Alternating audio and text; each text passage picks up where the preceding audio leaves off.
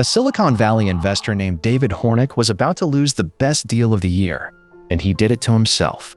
An entrepreneur everyone wanted was sitting across from him, ready to sign. All Hornik had to do was what every other investor does: hand over an offer with a ticking clock, sign tonight, or it's gone. Instead, he did something that sounds like career suicide. He gave the founder the names of 40 people who had worked with him and told him, "Call everyone. Ask them what I'm actually like to be in business with. Take all the time you need. No pressure, no deadline." He handed away his own leverage, and a few weeks later, the founder called to say he was going with someone else. So here's the question this whole story turns on. Good guys finish last, don't they? For most of your life, you've been told the answer is obvious. Nice guys get eaten. The sharks win. Success goes to the people who look out for number one, who negotiate hard, who take a little more than they give. And there is real data that seems to prove it. But Adam Grant, a Wharton psychologist who spent more than a decade studying how people actually rise, found a crack in that story. He discovered that the way you treat other people, in the small moments nobody's grading, quietly sorts almost everyone into one of three types. And which type you are predicts more about where you'll end up than your talent, your IQ, or your luck. So before we find out what happened to Hornik, which type are you? Grant lays out three ways of moving through the world. Takers like to get more than they give. Their motto, deep down, if I don't look out for myself first, no one will. They see life as a competition, and every exchange as a chance to come out ahead. Then there are matchers, probably most of us. Matchers keep score. You do something for me, I do something for you. Fair is fair, tit for tat. And then, rarest in the workplace, there are givers. Givers tilt the other way. They prefer to give more than they get. Help without a scoreboard, share credit, make introductions, mentor the junior person nobody's watching. Three styles. And now the uncomfortable part. Grant went looking for where each type lands on the ladder of success. He started at the bottom, and there they were. Study after study, across professions, the people who finished dead last, lowest sales numbers, lowest grades, lowest productivity, were the givers. The engineers who spent their hours helping colleagues finish other people's work. The medical students who cared so much about everyone else that they fell behind. The salespeople so eager to serve that they let customers walk all over them. It's the result you feared. Generosity looks like a tax you pay on your own ambition. Give, give, give, and watch the takers and the matchers climb right over you. If Grant had stopped there, the book would just be a warning. Protect yourself. Keep score. But then he looked at the very top of the ladder, and he found something that shouldn't have been possible. The people at the top weren't the takers. They weren't the matchers.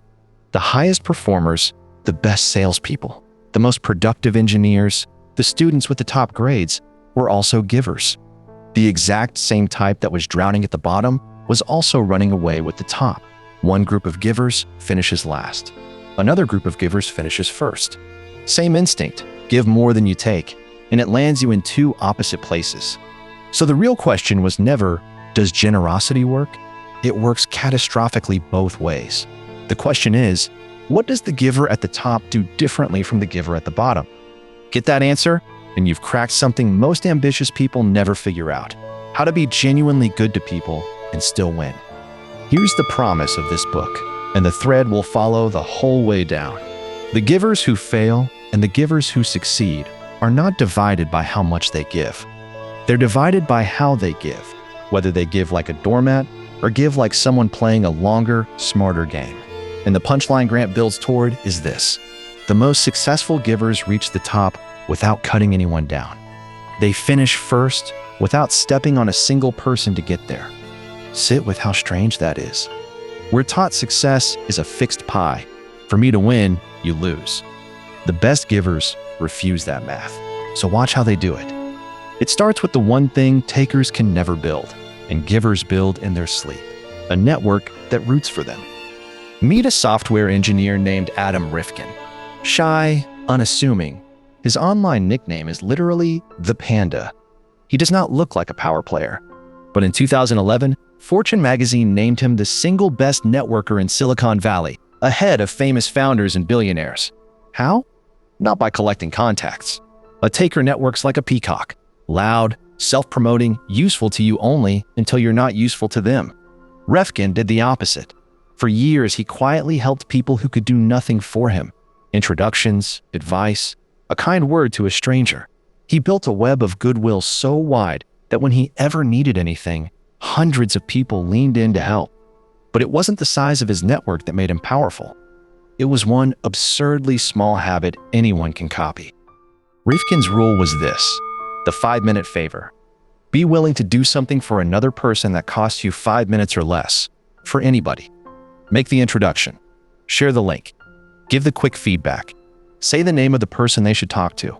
5 minutes. It's small enough that you never have to keep score. Small enough that it never drains you. And it plants a seed you'll completely forget about. Takers can't do this. Every favor has to pay them back, so they only help up. Rifkin helped everyone, sideways and down, with no invoice attached. And that's the mechanism hiding underneath givers get lucky. Because those tiny seeds don't disappear. They sit in the ground for years. And then, when you least expect it, one of them breaks the surface. Years before he was famous, Rifkin was just a punk rock fan who built a little tribute website for the band Green Day. Nothing strategic, he just liked them. A programmer named Graham Spencer noticed it and reached out, one fan to another. They connected. No agenda. Fast forward 5 years. That same Graham Spencer had co-founded a company called Excite, and he was now in a position to open a door that changed the course of Rifkin's career. A favor Rifkin did for free, for fun, with zero expectation, came walking back through the front door half a decade later. Grant's phrase for it is simple: givers get lucky. But it isn't luck. It's a network quietly compounding in the dark. So why does the culture keep telling us the opposite? That to win big, you have to grab the credit and guard it? Look at one of the most beloved comedy writing rooms in television history, The Simpsons. And at its heart, a writer named George Meyer, described by colleagues as the funniest man in the room, the one who shaped the show's entire sensibility. Here's what a taker would do with that talent. Hoard it. Put your name on everything. Make sure everyone knows the best joke was yours. Meyer did the reverse.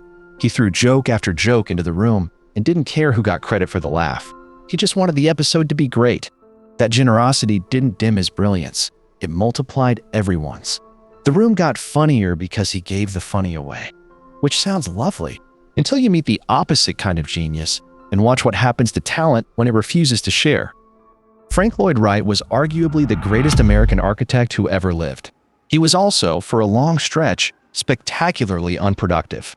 Wright built his legend on the myth of the lone genius, the singular master who owes nothing to anyone. He drove away collaborators, underpaid apprentices, even leaned hard on his own son, and then failed to credit him. And during his most isolated years, the work nearly dried up. The masterpieces we remember came when he was surrounded by talented people feeding him, not when he stood alone on the mountaintop. The lone genius is a story we love and a trap that costs us, because the moment you decide your success is yours alone, you start doing the one thing that quietly poisons a career. You take credit that isn't only yours, and almost no one sees themselves doing it. In 1955, the world learned that Jonas Salk had created a vaccine for polio, one of the most terrifying diseases of the century. Salk became a saint overnight, but at the press conference that made him immortal, he stood up and did not thank the researchers whose work made this possible, the scientists who'd won a Nobel Prize for the very technique his vaccine relied on. He took the light and left his collaborators in the dark. They never forgot it. Now, was Salk a monster? No. And that's what makes this so important. He almost certainly didn't feel like he was grabbing credit. He genuinely felt he'd done it. And that quiet blindness has a name, and it explains why even good people become takers without noticing. Grant calls it the perspective gap. Ask any group who did more of the shared work, add up everyone's honest answer, and you'll blow past 100%, often way past. We each vividly feel our own effort and barely see anyone else's. So we overclaim, not out of malice, but out of blindness. Takers live inside that gap. It feels like justice to them. Givers train themselves to climb out of it, to actually picture what the other person contributed and name it out loud. And that single move is the engine under everything so far. It's how Meyer lifted a whole room. It's how a giver builds a network that compounds. It's the beginning of how you finish first without cutting anyone down. Because once you can truly see other people's value, you start to see something takers are physically incapable of spotting: potential. There was a college accounting professor named C.J. Skender, famous for spotting greatness in students no one else believed in. One year, a student walked into his class who looked like the last person who'd top an accounting exam. A huge, easygoing college athlete, a jock everyone assumed was coasting. His name was Reggie Love. Most professors would have written him off on sight. Skender didn't. He treated Love as if he were already excellent, and Love rose to meet it, going on to a remarkable career, eventually working right beside a U.S. president. Skender did this again and again, betting on the diamond in the rough. But here's the part that stings. He wasn't a better talent spotter than everyone else. He was doing something the takers around him would never do, and it created the very talent it claimed to find. Skender's secret wasn't a magic eye for genius. It was faith, applied early and out loud. When you treat someone as if they have potential, they work harder, take bigger risks, and often become the very thing you saw in them. Psychologists call it a self-fulfilling prophecy. Takers can't run this play. They scan people for what they can extract right now, so they only invest in the obvious stars and miss the Reggie Loves entirely. Givers spread their bets because they're not asking, "What can you do for me today?" They're asking, "Who could you become?" And what Grant found is that grit, sheer, stubborn effort beats raw talent more often than we ever admit. So a giver who believes in effort, in more people, earlier, ends up surrounded by rising stars who remember exactly who bet on them first. But there's a catch that trips up almost every giver, and it lives in how they speak. Picture a high-stakes trial. A lawyer named Dave Walton stands up to deliver a closing argument that will decide a company's future, and he has a stutter. Conventional wisdom says, hide it, power through, project total confidence. Instead, Walton let the jury see it. He spoke haltingly, vulnerably, human, and he won. Grant calls this powerless communication, and it's the counterintuitive weapon of the successful giver. We assume influence comes from dominance. Talk more, talk louder, never show weakness. But when you come on strong, people brace against you. When you show a little vulnerability, ask instead of assert, they lean in and want to help you. Walton's stutter didn't cost him the jury. It won them because it made him one of them. And nobody demonstrates the quiet power of this better than a man whose entire job is supposed to be selling to you. Kildare Escoto is one of the top-selling opticians in his entire company. The person who moves the most glasses closes the most sales. So you'd expect a smooth, aggressive closer. He's the opposite. Escoto says, plainly, "I don't look at it as selling. My job is to help." He asks questions. He listens. He figures out what the person in front of him actually needs, even when that means steering them to spend less. And customers trust him precisely because he isn't pushing. That trust is why he outsells the closers. It's the giver's paradox in miniature. By not trying to win the transaction, he wins the relationship, and the relationship keeps paying. But asking, listening, seeking advice, doesn't that make you look weak? Grant found the exact opposite, and he found it in one of history's shrewdest operators. Benjamin Franklin had a trick for winning people over. When he wanted someone on his side, he didn't try to impress them. He asked them for advice, sought their opinion, borrowed their book, invited them to weigh in. People who advise you start to like you. They've now invested in you, and it flatters their judgment. That's the whole toolkit of powerless communication. Talk tentatively, ask questions, seek advice, admit what you don't know. It feels like surrendering power. It actually builds it because it makes the other person a partner instead of a target. Givers do this naturally. It's why people root for them. But we've arrived at the danger zone because everything generous we've celebrated so far, helping, giving credit, asking, serving, is exactly what drove that other group of givers straight to the bottom of the ladder. So what separates them? Grant ran a study at a university fundraising call center, one of the most demoralizing jobs there is. Hour after hour, callers get hung up on, asking strangers for donations to scholarships. Most burn out. So Grant brought in one person for 5 minutes, a student whose scholarship had been paid for by money those very callers had raised. The student simply told them what their work had made possible for his life. 5 minutes. That was the whole intervention. In the weeks after, those callers more than doubled their calls, and in some measures brought in several times the money. Nothing about the job changed. Only the meaning did, which points at the real fault line. Givers don't burn out because they give too much. They burn out because they give in a way that never lets them see the good it does. Fix that, and giving stops draining you and starts fueling you. Here it is, the distinction the entire book has been walking toward. The givers who collapse at the bottom are selfless. They give until there's nothing left, ignore their own needs, and burn to the ground. The givers who reach the top are what Grant calls otherish.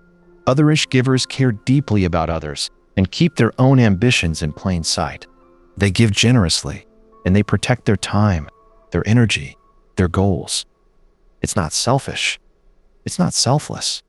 It's both at once, on purpose. That's the giver at the top.